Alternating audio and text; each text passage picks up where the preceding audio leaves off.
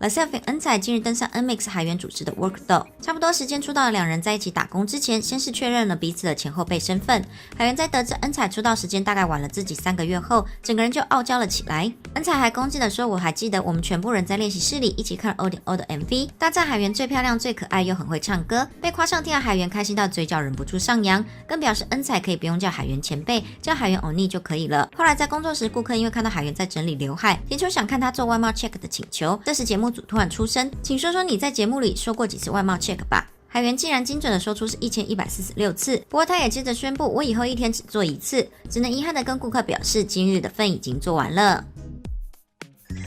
外貌 check